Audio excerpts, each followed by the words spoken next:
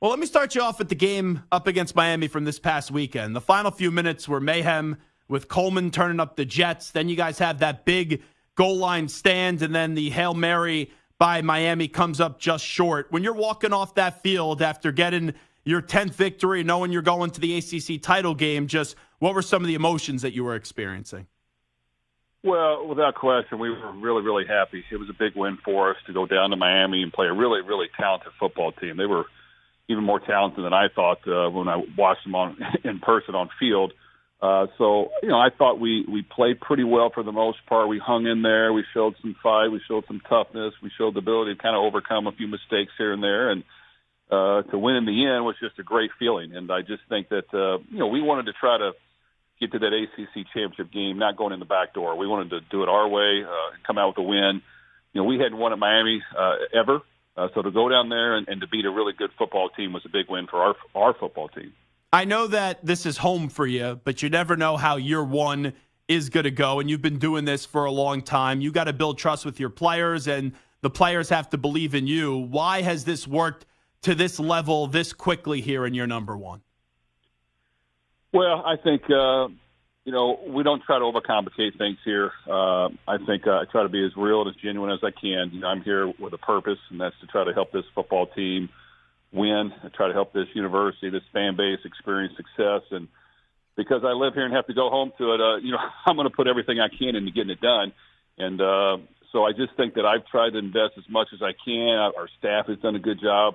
Who also has a lot of ties to this area, this university. We understand the importance of trying to win and win right away. I think we've had some good players on our team from this past year. We tried to gel them with some new transfers and new additions, and we just try to do things the right way. We want to treat guys right, but we want to work hard. We want to find a way to win. We want to be creative in our approach. We want to think outside the box. We do everything in our power, and I think it starts from the head coach all the way down. Like, I have to do my job. I can't be a figurehead. I got to put the work in. I got to invest. I got to take the blame when things aren't going well. I got to be able to adjust and have answers to problems, and our coaches do as well.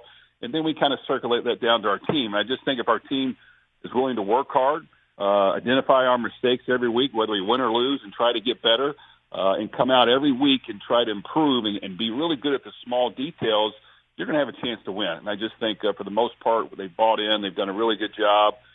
Without question, they enjoy winning. It's meant a lot to them, and I think it entices them and gets them to work even harder. I remember Jeff Brohm. I talked to Sonny Dykes last year when TCU was off to that 4-0, 5-0 start, and he even admitted he was a bit surprised how quickly things did come together. If I would have told you before the start of the season, going into the Kentucky game, you guys would have already had a trip booked to the ACC Championship game, and you only would have one loss on the resume, what would you have said to that? Would you have believed it?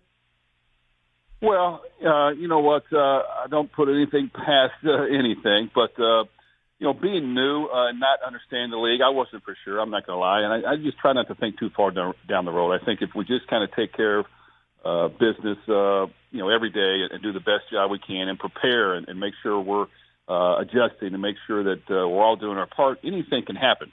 At the same time, there's a lot of games this year we could have easily lost.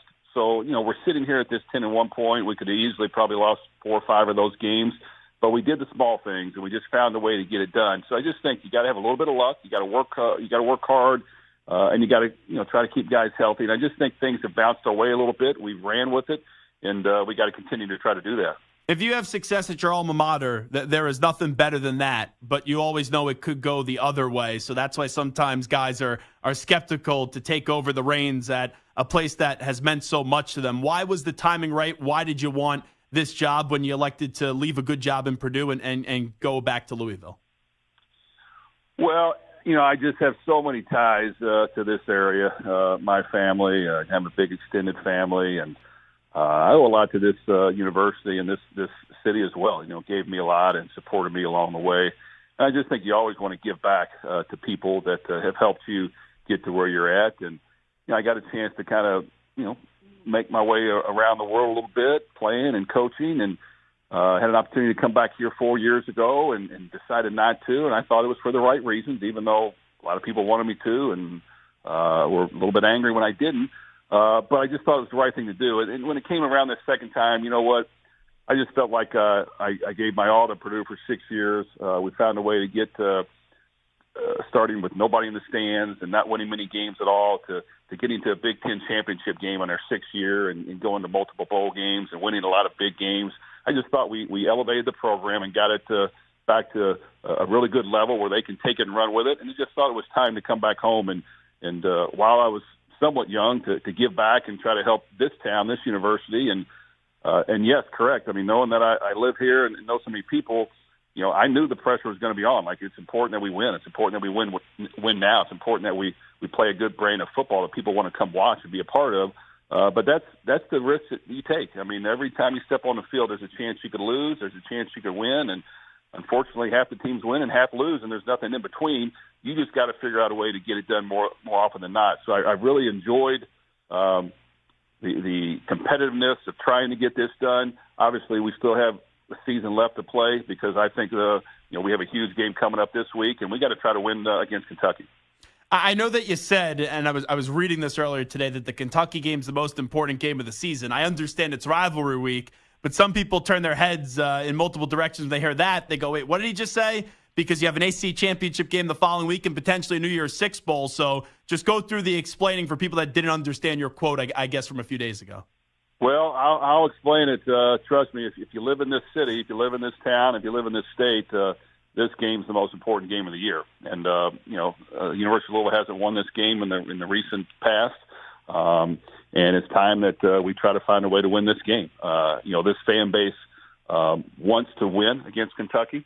It's a rivalry that is probably more powerful than people think outside of this state, and we have to find a way to win. And so I just think you have to put importance in a rivalry game. In high school, I played in a big rivalry game with Trinity and St. X, two big schools, and I understand the importance of winning and what it means to the fans and what it means to in the off season and what it means to the people on the team. A lot of this fan base with Kentucky and Louisville, they live next to each other, live in the same neighborhood. And I just think you have to put importance in that game. And, yeah, sure, when we get to the ACC Championship and the bowl game, yeah, that's going to be extremely important as well. But there's no way we can look past this football game and not understand that this is the most important game of our season. You know the relationships that you build when you do this. Florida State's have an incredible season. You guys will meet up, Jeff Brohm, on December 2nd for the ACC title game. But I was gutted for Mike Norvell and his program over the weekend when they lose their quarterback, their leader, Jordan Travis, for the season. Just how did you react to that when you saw that unfortunately unfold? Well, it's very unfortunate. The last thing you want to do is see a devastating injury happen to anybody, especially probably one of the best quarterbacks in the country who's on an undefeated team. So, we wish him a full recovery. We wish their team the best. They've had an outstanding year. They had their backup quarterback step in, and they scored 58 unanswered points, and he's played a lot of football too. So I'm sure this team will rally behind that. They have a lot of really good football players on their team. So, you know what, we just really hope and pray that he has a full recovery and that he's able to continue playing at the next level, because I think he's going to have a very successful career. If you guys beat Kentucky and you beat Florida State and you get to 12-1, what would your pitch be to the College Football Playoff Committee about being one of the 4 teams that are left standing? Well, I know how this thing works. I'm a football fan myself. I think that, for us, we got to take care of our business. There's other really good football teams out there, and I'm sure if they win, our chances may not be as good. But at the same time, you never know what's going to happen. This is rivalry week this week. There could be some upsets. So every week matters, and that's why it's important from a coaching and players perspective. You can't look beyond that. Fans can. They can see the future, and they can predict, and they can hope all these things. That's great, and we love it. But from our perspective, we have to take care of business here to have any chance to advance. And that's how you have to look at it. If you win, you advance. If you lose, then you're out of that mix. And so it's really important that we just kind of, really concentrate on this game, have a great week of practice, and try to beat Kentucky.